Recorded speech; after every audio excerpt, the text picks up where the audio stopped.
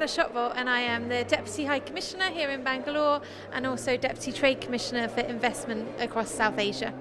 We're so happy that you're here with us, Anna.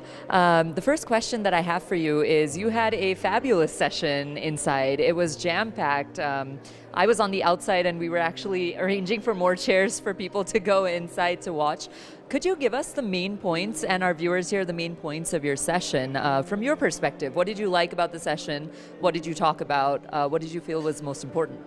Sure, I think what I really liked is how diverse the panel was. We had the Minister, obviously, down from Delhi. We had people representing Australia, Switzerland, the UK, and the India BJP.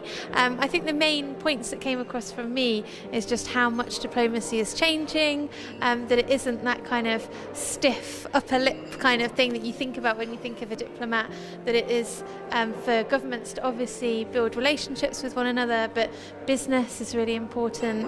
Working together on social issues, the kind of the people-to-people issues are super important. So I found that the most. And tomorrow is International Women's Day. So what do you say for all the, I think changing face of diplomacy has a youth angle to it as well. A lot of young people, as you said, the stereotype was, a tight-lipped sort of a thing, where people were maybe hesitant, especially young aspiring students. They were hesitant to enter diplomacy because they always thought it was just something unreachable to them. That's kind of changed with social media. That's also changed with more women diplomats around. So what do you have to say, especially to our young ladies out there? Yeah, I mean, I felt like that when I said in the session, kind of started my career 15 years ago, and would never imagine that a woman could get the job, I guess, in my head, and that's changed, and that's really great. But I also think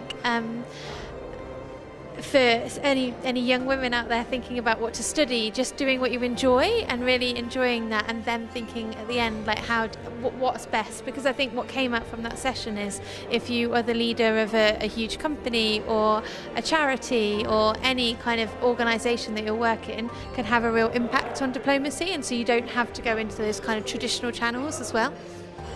That's good advice. And then the last question that I have for you is, you've been with us all afternoon. We hope that you stay around longer, so we hope that you're having fun. How are platforms like the India Global Forum important, especially for diplomacy?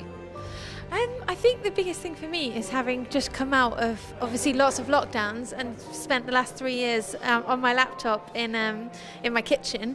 You have these events and you can have these panels, but actually the value is after the panel. I've just had such a nice conversation with lots of different people and kind of making connections, and you just don't get that when you just turn your laptop off, do you? So I think these kind of forums are just lovely to actually meet people and just build deeper connections with people.